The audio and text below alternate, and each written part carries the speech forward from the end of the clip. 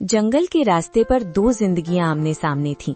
एक तरफ रमेश था, जिसकी सफलता की चमक चोरी और लालच से बनी थी, और दूसरी तरफ मोहन, जिसकी ईमानदारी ने उसे थका तो दिया था पर झुकाया नहीं था। रमेश को देखते ही मोहन ने अपनी फटी चादर सही की, पर रमेश की नजरों में छिपे तानों से वो खुद को नहीं बचा सका।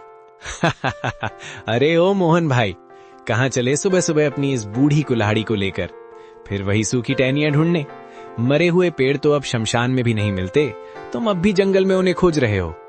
राम राम रमेश भाई, बस कर्म कर रहा हूँ, नसीब में जो होगा मिल जाएगा। नसीब? अरे भाई, नसीब हाथों की लकीरों में नहीं, कुल्हाड़ी की धार में होता है। देखो मेरी गाड़ी ताजी लकड़ियों से लदी है, शहर पहुंचते ही गड्डियां हाथ में होंगी, और तुम्हारी हड्डियों की गिनती दूर से हो रही है। सुना है कल मंडी से खाली हाथ लौटे थे, बच्चों ने कल भी पानी पीकर रात काटी होगी। मोहन, आंखों में हल्की नमी पर आवाज में सख्ती। मेरे बच्चे क्या खाकर सोए, ये मेरी और मेरे रब की बात है रमेश, पर कम से कम उन्हें ये तो पता है कि उनका बाप किसी के हक की लकड़ी काटकर घर नहीं लाता। रात को जब मैं सोता हूँ तो मुझे परिंदों के उजड़े घोंसलों की चीखें सुनाई नहीं देती। रमेश ताने मारते हुए। आदर्शों से पेट नहीं भरता मोहन, ये जो तुम ईमान ईमान की माला जपते हो ना, इसी ने तुम्हें इस हाल में पहुंचाया है। तुम्हारी विमला बेचारी फटी साड़ी सिल सिल कर थक गई है, और तुम यहाँ जंगलों में भूत बनकर घूम रहे हो। लोग तुम्हें ईमानदार नहीं, मूर्ख कहते हैं। थोड़ा दिमाग चलाओ, मेरी तरह हरे पेड़ काटो, 2 दिन में घर की छत बदल जाएगी। वरना याद रखना, भूखे पेट वाले की शराफत को दुनिया कायरता कहती है। शायद तुम सही कहते हो रमेश, दुनिया के लिए मैं मूर्ख हूँ, पर जिस दिन मैं अपनी भूख मिटाने के लिए हरे पेड़ काटने लगा, उस दिन मुझ में और तुम में क्या फर्क रह जाएगा?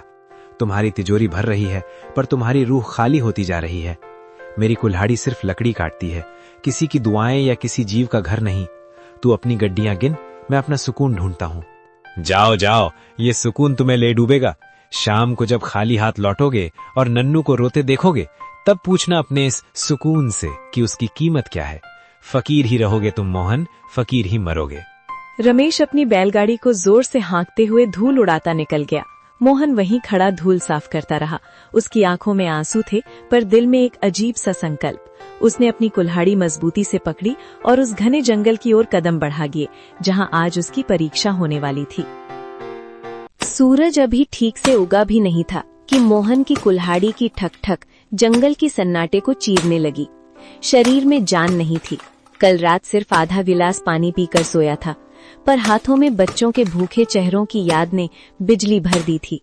पसीना माथे से बहकर आंखों में जा रहा था, पर मोहन रुकने का नाम नहीं ले रहा था। बस थोड़ा और। आज अगर ये गट्ठर बड़ा होगा तो शहर की मंडी में अच्छे दाम मिलेंगे। नन्नू के लिए आज सूजी ले जाऊंगा। बेचारा बच्चा कल रात रोते रोते सोया है, और दीपू की चप्पलें भी तो टूट गई हैं। हे भगवान, बस आज ही लकड़ियां बिक जाएं और कुछ नहीं चाहिए। मोहन बड़ी मशक्कत से लकड़ियों का एक भारी गट्ठर अपने सिर पर उठाता है। उसका शरीर कांप रहा है, पर उम्मीद उसे चला रही है।